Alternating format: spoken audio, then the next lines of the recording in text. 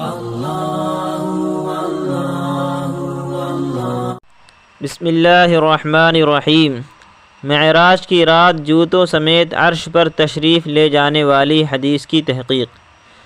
بہت سے واعظین اور بیان کرنے والے حضرات یہ روایت بیان کرتے ہیں کہ جب حضور اقدس صلی اللہ علیہ وسلم معراج کی رات آسمانوں پر تشریف لے گئے تو جیسے ہی وہ عرش پر جانے لگے تو اپنے جوتے مبارک اتارنا شروع کیے، تو اللہ تعالیٰ نے فرمایا کہ آپ جوتے نہ اتاریے بلکہ جوتوں سمیت ہی عرش پر آ جائیے، اس سے میرے عرش کی عزت بڑھے گی۔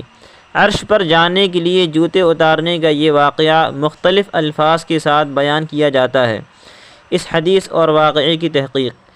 واقعہ معراج کے بارے میں جتنی بھی معتبر حدیثیں حدیث کی کتابوں میں موجود ہیں ان میں یہ روایت کہیں بھی مذکور نہیں۔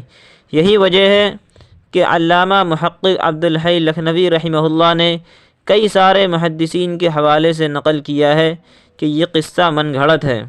اسی طرح مفتی اعظم ہند مفتی کفایت اللہ دہلوی رحمہ اللہ نے بھی یہی فرمایا ہے کہ سند اور صحت کے لحاظ سے ہمیں اس کی کوئی پختہ اور مضبوط سند نہیں ملی۔ کفایت المفتی جلد 1 صفحہ 105۔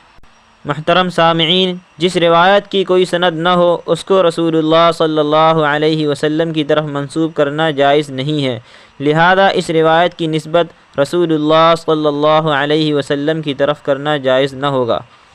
تنبیہ: آپ صلی اللہ علیہ وسلم کا عرش پر تشریف لے جانا۔ مذکورہ روایت میں یہ بات بھی قابل غور ہے کہ حضور اقدس صلی اللہ علیہ وسلم معراج کی رات عرش پر تشریف لے گئے تھے، حالانکہ قرآن کریم اور معتبر احادیث سے حضور اقدس صلی اللہ علیہ وسلم کا معراج کی رات عرش پر جانے کا کوئی ثبوت نہیں ملتا۔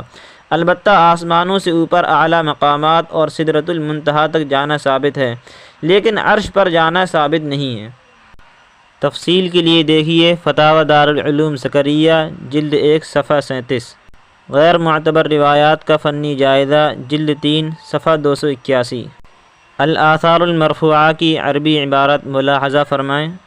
ولم يثبت في رواية من روايات المعراج النبي مع كثرة طرقها أن النبي صلى الله عليه وسلم كان عند ذلك متنعلا، ولا ثبت أنه رقي على العرش وإن وصل إلى مقام دنا من ربه إلى آخر العبارة۔